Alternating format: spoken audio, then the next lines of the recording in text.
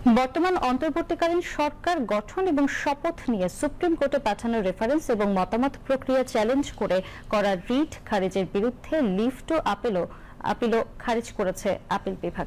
প্রধান বিচারপতি ডক্টর সৈয়দ রিফাত আহমেদের নেতৃত্বাধীন 7 বিচারপতির বেঞ্চ আজ সর্বসম্মতভাবে এই আদেশ দেন। এই আদেশের ফলে বর্তমান অন্তর্বর্তীকালীন সরকার গঠন বৈধ প্রমাণিত হলো বলে জানান আইনজীবীরা।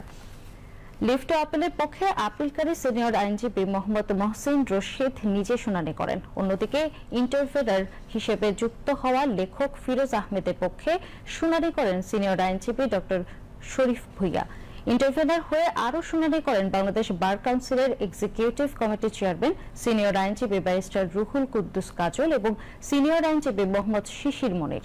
রাষ্ট্রপক্ষে শুনানি করেন অ্যাটর্নি জেনারেল মোহাম্মদ আসাদুজ্জামান এবং অতিরিক্ত অ্যাটর্নি জেনারেল অনিক আর হক।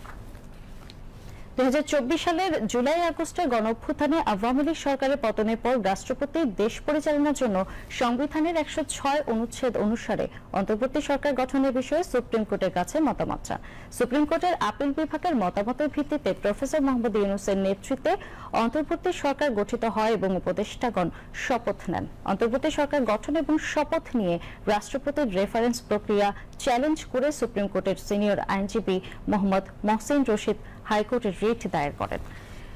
সে রিটের শুনানি শেষে বিচারপতি ফাতেমা নজিব এবং বিচারপতি শিকদার মাহমুদুর রাজীব সমন্বয়ে গঠিত হাইকোর্ট বেঞ্চ রিটটি সরাসরি খারিজ করে দেন। ওই আদেশের বিরুদ্ধে পরে লিভ টু আপিল করেন তিনি।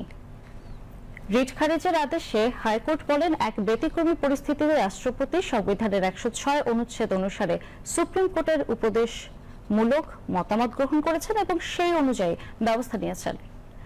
তাই এটি আইনের দলিল এবং জনগণের ইচ্ছার সমর্থন পুষ্ট। আদালত আরো উল্লেখ করেন, 2024 সালের জুলাই আগস্টের গণঅভ্যুত্থান বাংলাদেশের ইতিহাসের অংশ এবং আগামী বহু বছর জনগণ তা স্মরণে রাখবে।